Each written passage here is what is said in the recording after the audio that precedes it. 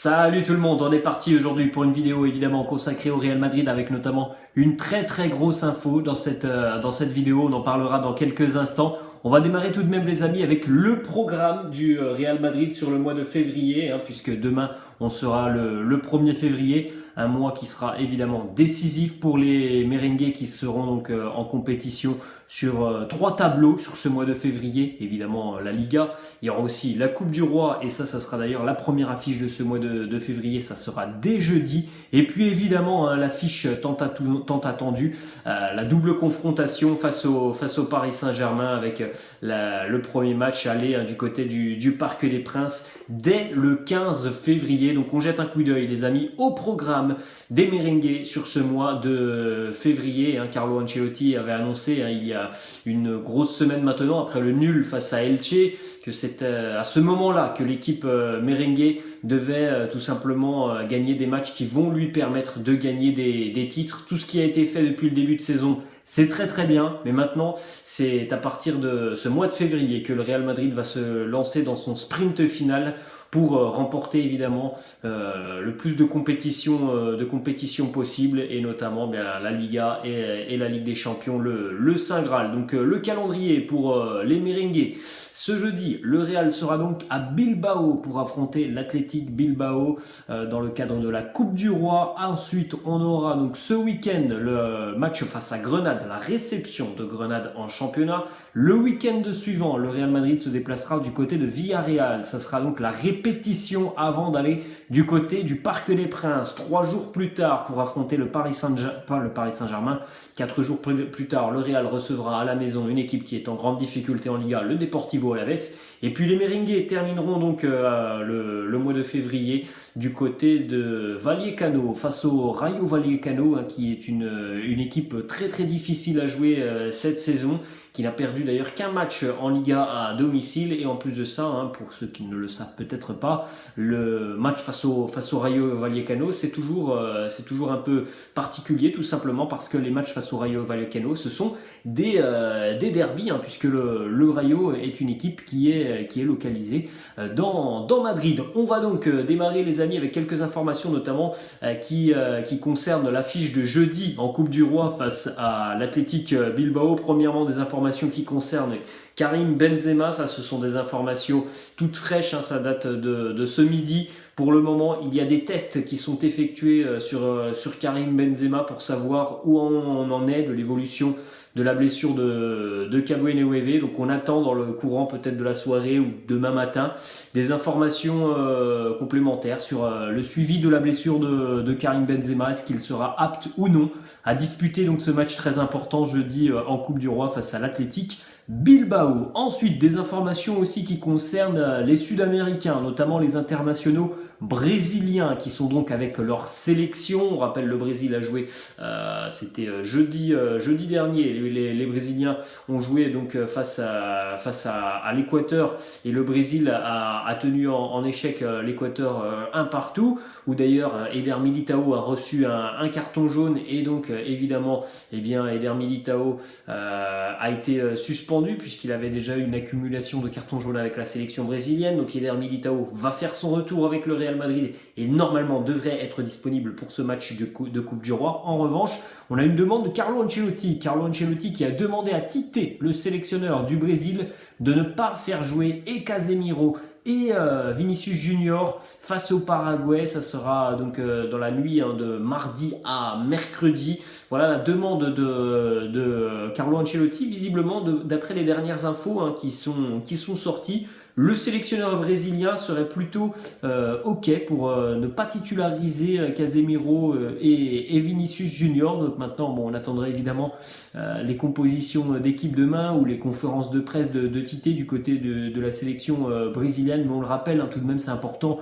Le Brésil est d'ores et déjà qualifié pour le mondial, donc on verra ce qu'il se passera. Ça peut être aussi une opportunité pour la sélection brésilienne, tout simplement, d'utiliser d'autres joueurs et donc de voir un petit peu d'autres alternatives sans Casemiro et Vinicius. Ensuite, on enchaîne avec cette petite information du quotidien Marca sur les doutes qui persistent côté merengue avant donc ce match face à l'Athletic Bilbao, à 4 jours d'affronter l'Athletic. Carlo Ancelotti ne sait toujours pas sur quel attaquant il pourra compter. Benzema, Asensio et Mariano Diaz se remettent d'une blessure. Rodrigo et Vinicius arriveront normalement la veille en provenance du Brésil. Gareth Bale n'a plus joué depuis 3 mois. Seuls Luka Jovic et Eden Hazard sont aptes pour le moment. Donc c'est quand même une situation un peu compliquée pour préparer ce match face à l'Athletic Bilbao. On enchaîne les amis avec 2 informations qui concernent le Real Madrid et donc l'affiche de 8e de finale de Champions League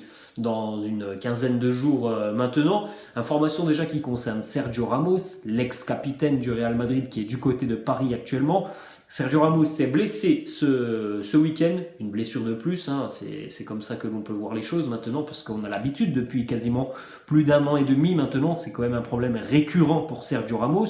Il sera donc évalué dans les prochaines heures et donc on en saura un petit peu plus sur sa blessure dans les tout prochains jours normalement en milieu de semaine, mais encore une fois, c'est quand même quelque chose de plutôt inquiétant pour le Paris Saint-Germain à 15 jours maintenant du match face au Real Madrid, d'avoir un Sergio Ramos qui n'a vraiment aucune référence cette saison, qui n'a quasiment aucun rythme et qui en plus de ça physiquement et tout simplement n'est pas en mesure de jouer au plus haut niveau. Autre information, c'est une déclaration de Mauricio Pochettino, l'entraîneur du Paris Saint-Germain, qui nous parle de Neymar. Neymar, il a repris la course depuis une petite semaine maintenant du côté du PSG. Les journalistes hier en conférence de presse ont posé des questions à Mauricio Pochettino. Est-ce que Neymar sera disponible pour le match face au Real ? La réponse honnête de Mauricio Pochettino, je ne sais pas. Il vient de reprendre la course. Nous en saurons certainement plus dans les prochains jours.